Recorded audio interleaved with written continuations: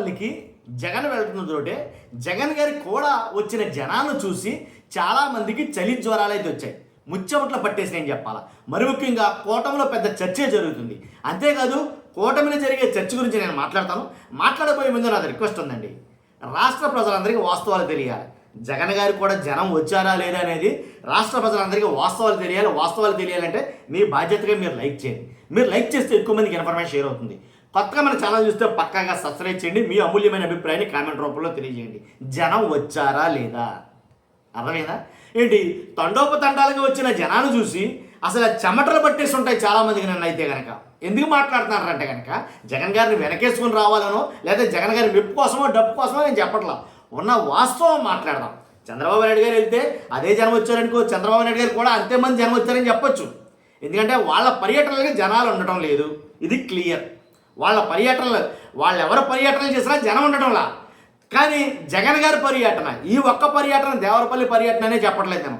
దేవరపల్లే కావచ్చు, పొగాకు రైతులు కావచ్చు, లేదా ఉల్లి రైతులు కావచ్చు, మామిడి రైతులు కావచ్చు, ఇలాగా 1, 2, 3 అని కాదు, రాష్ట్రంలో ఏ మూలకి వెళ్ళినా సరే, ఎవరిని పరామర్శించడానికి వెళ్ళినా సరే, సందర్భం ఏదైనా సరే, అసలు ఏదైనా సరే, మొత్తానికి జగన్ గారు వెళ్తున్నారంటే అది పెళ్ళైనా కావచ్చు, పరామర్శ అయినా కావచ్చు, జనం ఎస్కేస్తే రాలినంత మంది జనమైతే వస్తున్నారు. ఇది వాస్తవం, దాంట్లో ఎలాంటి డౌట్ లేదు.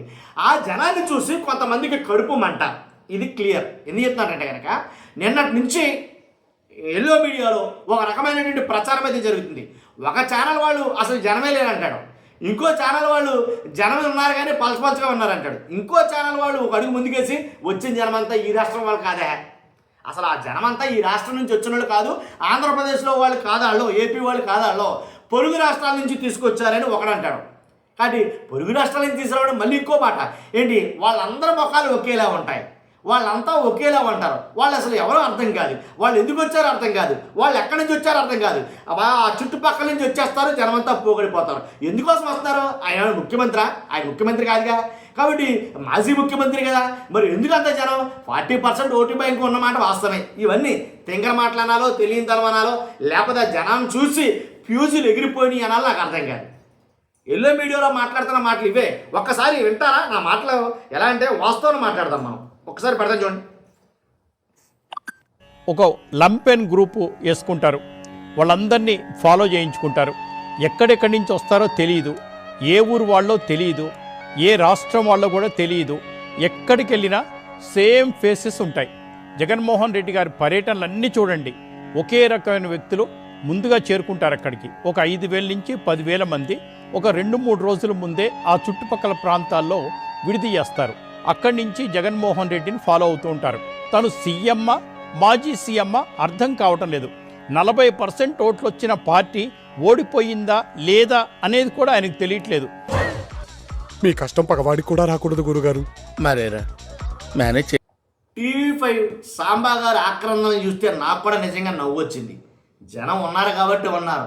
ఇది వరకంటే ఏదో మాయ మాటలు చెప్పారు, ఇప్పుడు లైవ్ ఎగ్జాంపుల్స్ ఉంటున్నాయి, లైవ్ వీడియోలు ఉంటున్నాయి, ప్రూఫ్లు ఉన్నాయి, విత్ ప్రూఫ్స్ తోటి వచ్చారా లేదా, ఖాళీ కుర్చీలు ఉన్నాయా, జనంతో కిక్కిరిసిపోతుందా అనేది ఖచ్చితంగా ఉంటున్నాయి. కాబట్టి అంటే జగన్ గారు కూడా ఎందుకు వస్తారంటే కనుక, ఒకటి వాళ్ళ కష్టాలు, వాళ్ళ నష్టాలు, వాళ్ళు పడే బాధలు చెప్తున్నారు. ఇప్పుడు పొగాకు రైతులు పిలుచుకున్నా సరే, లేదా ఆక్వా రైతులు వచ్చినా సరే, ఆక్వా రైతులు పిలుచుకున్నా సరే, వాళ్ళు పడుతున్న కష్టాలు ఏంటో జగన్ గారికి తెలియజేయాలి, రాష్ట్రానికి తెలియజేయాలి, రాష్ట్ర ప్రభుత్వానికి తెలియజేయాలి.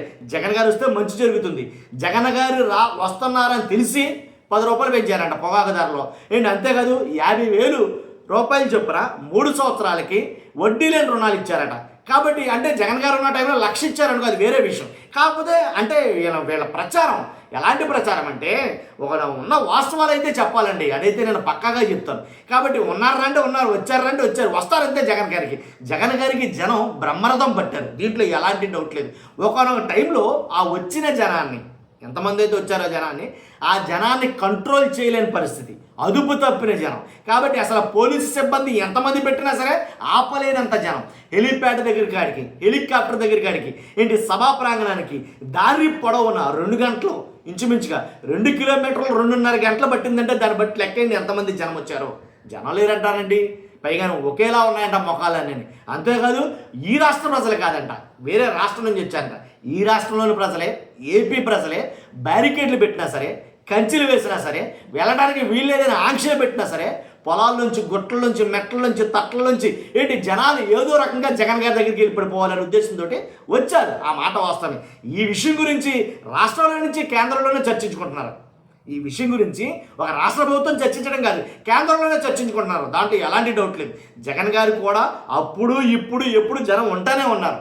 దాంట్లో అసలు ఎలాంటి సందేహం లేదు. కాబట్టి చూస్తున్నాం, మీరు అందరూ కూడా మీ అభిప్రాయం ఏంటో కాస్త కామెంట్ రూపంలో